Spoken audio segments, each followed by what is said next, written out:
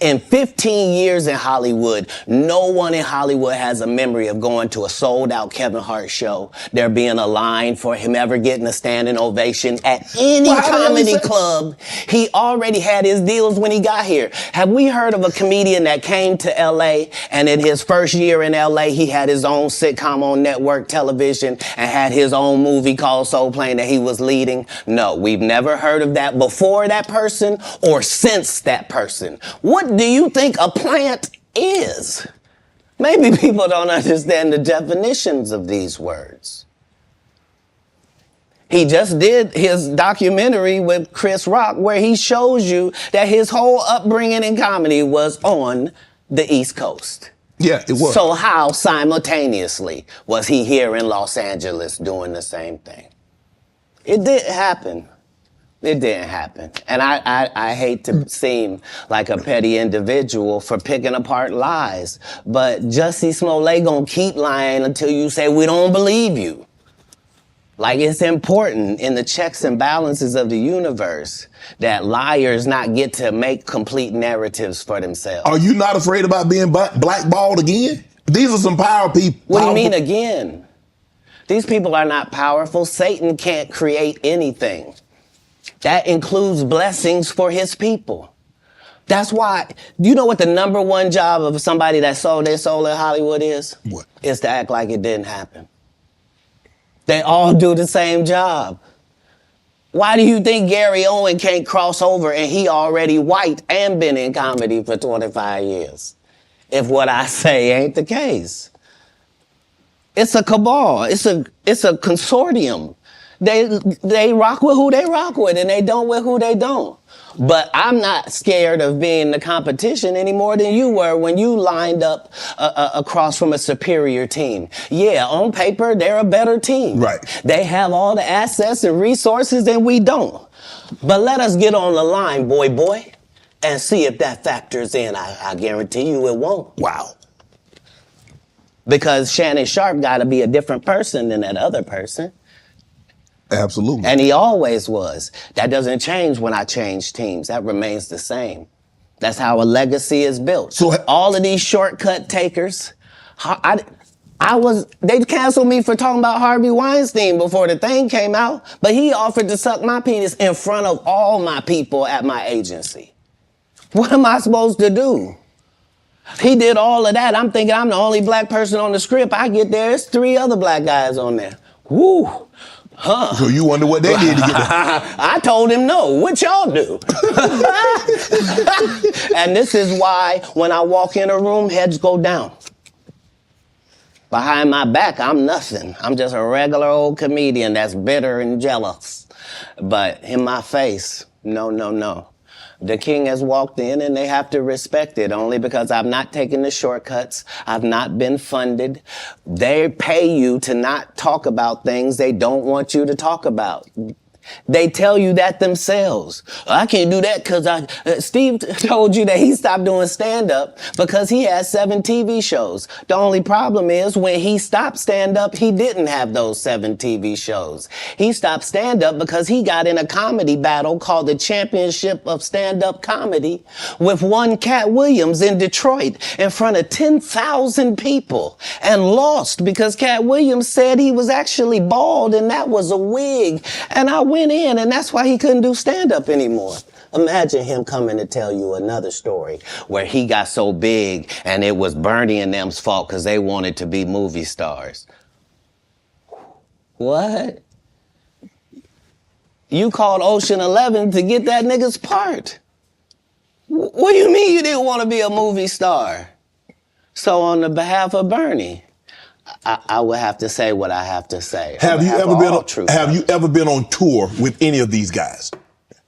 Every guy I mentioned to you is not funny out there in real life. So no. Faison's never done his own tour in 30 years. Steve Harvey don't do stand-up no more. Cedric doesn't write. I'm sorry, he doesn't write. Ricky Smiley has been playing the same old black woman forever.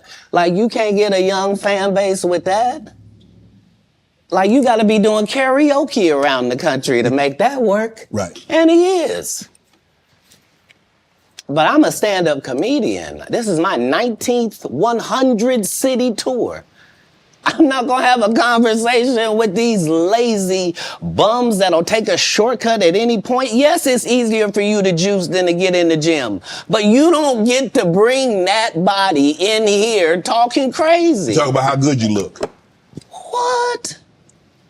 No, there's too many comics out there that are putting their life on the line to tell these jokes, man. Okay. Let's get to your upbringing. We're going to circle back and we'll get some, I want to protect him real quick, because you had said for the Kings of Comedy, it was in 2018, 2019, but did you mean 1999? Because it came out in 2000, so I just want to make sure. No, I didn't. No. So what I meant to say was, remember, he said I couldn't do stand-up anymore. I had 7 TV shows. I said he didn't have any of those TV shows at the time. I know you talking about Cedric. Joke stealing from Cedric. Cedric. Okay. So you had said that 2018, 2019, but it came out in 2000, so I just want to make sure. Okay, no.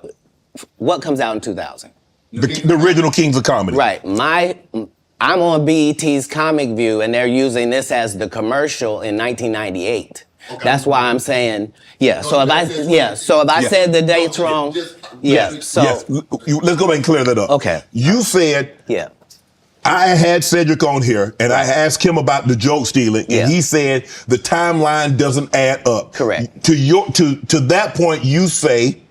Right. So he thought that I was just a no-name comedian and that he could take this joke and nobody would know. Right. The issue was that I had already done this particular joke on BET's Comic View twice. Right. It had done so well on BET's Comic View that they had made it part of the commercial. So part of the commercial of make sure you tune in to BET was you seeing me doing this joke. Right. And this joke is one of those jokes in comedy where you set it up and it takes a little longer to set it up, takes about 3 minutes, but then you're just hitting them with jokes after that because you don't have to set it up. Right. Mark Curry had already helped me work on this joke because I thought it was good because I was getting a standing ovation on it. He had me go back in the lab and help me craft it to be an even more powerful joke. So this is not just a random joke. This is my very best joke, and it's my last joke, and it's my closing joke. Okay. 1998, I'm doing this joke. It's on Comic View. Cedric comes to the Comedy Store. He watches me in the audience. He comes backstage. He tells me what a great job I did and how much he loves the joke. 2 years later, he's doing that as his last joke on the Kings of Comedy. And he's doing it verbatim. He's just changed my car into a spaceship. Him and Steve had already apologized for me, so I gave him a pass for a decade. Why would you sit here and be like, I saw KATT 30 times, and KATT didn't do, as I stand before you, Shannon, I would have bust Cedric's stomach.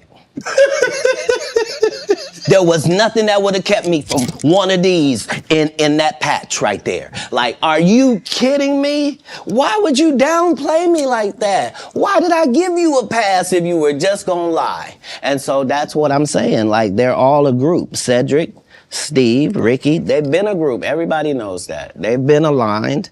And there are these alliances in comedy. And if you stand against them, then they sometimes have a problem. But we don't let that change the content because that's all you know me for, is that I'm quite likely to tell the whole truth and nothing but the truth, so help me God. That's what these comics understand, is that I'm not doing nothing for clout. I don't even recognize clout.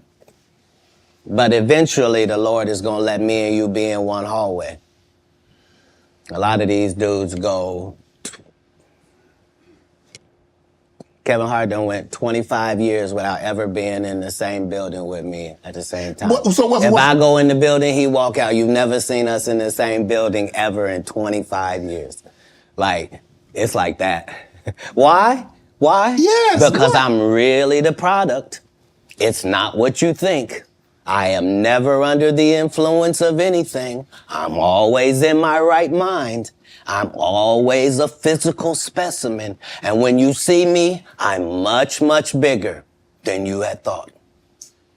I have far less play in me than you would like.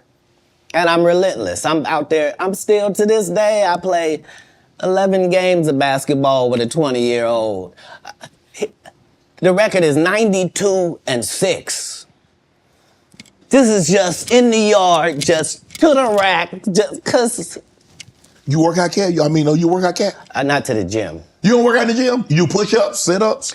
My whole life it was just push-ups and sit-ups only. I would do like 100 push-ups a day. Just. I thought you were gonna say 1,000. No, because this is literally every day. Right. This is not for the gram. You know what I mean? Like literally 100 a day.